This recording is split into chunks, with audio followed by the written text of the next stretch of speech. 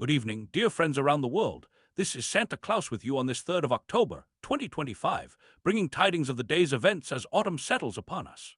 On this day in history, we remember that Yugoslavia was named in 1929, and we reflect on the hunger strikes that ended in Northern Ireland in 1981, both reminders of how human history is filled with chapters of struggle and transformation.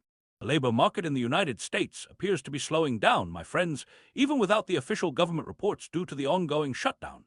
Private indicators suggest modest hiring and gentle wage increases.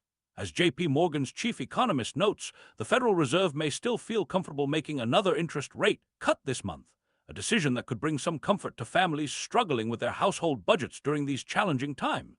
Now, turning our attention to the technology world, there seems to be a bit of a holiday delay, though not one of my making, regarding a deal to send Nvidia's AI chips to the United Arab Emirates. The agreement, which could help America maintain its technological leadership, has been stalled for nearly 5 months. Commerce Secretary Lutnick appears concerned about national security, given the UAE's close relationship with China. How important it is that we balance innovation with keeping our global family safe. Meanwhile, across the sea in the United Kingdom, my heart grows heavy with news of tragedy at the Heaton Park Hebrew Congregation, where 2 souls were lost during a terrorist attack. Most distressingly, officials have revealed that one of the victims was accidentally shot by police as brave worshippers tried to prevent the attacker from entering. In these darkest moments, we must hold the families of Adrian, Daulby, and Melvin Cravitz in our prayers, asking for comfort in their time of immeasurable grief.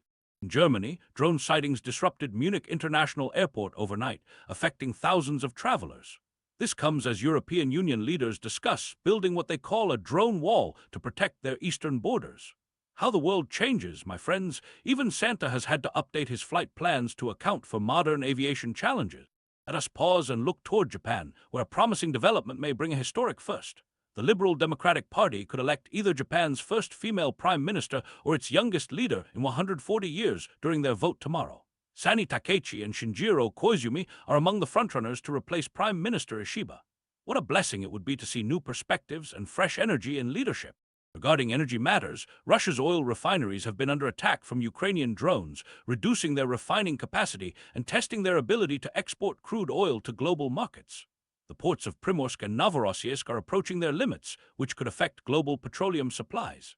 How complex the interweaving of energy, conflict, and daily life becomes in our modern world.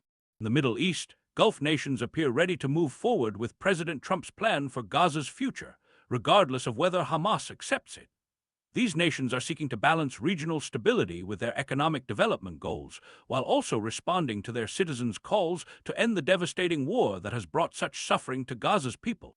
For those who cherish their morning cup of warmth, I bring news that might test your holiday spirit. Coffee prices have risen 22% over the past year, more than any other item tracked by the government. Poor weather in coffee-growing regions and new tariffs have led to these increases.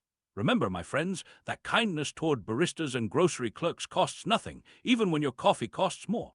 In humanitarian efforts, the Israeli military has intercepted the last vessel of a flotilla attempting to bring aid to Gaza, dismantling the entire 44-vessel fleet and arresting hundreds of activists. Many of these detained individuals have reportedly begun hunger strikes in protest. Let us remember that mercy and compassion must guide our actions, especially toward those in dire need.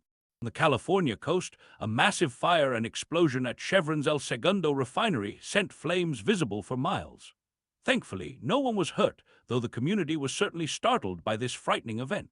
In more joyful news, Luxembourg celebrated as Grand Duke Guillaume ascended to the throne after his father's abdication. Carrying his young children and standing beside his wife, the new Grand Duke pledged to live the life of my people and share their joys and sufferings, a beautiful reminder of true leadership's essence.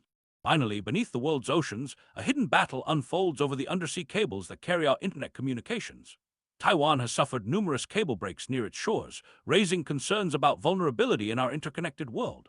With nearly all global internet traffic, including military coordination and trillions in financial transactions, flowing through these cables, nations are rushing to protect this vital infrastructure.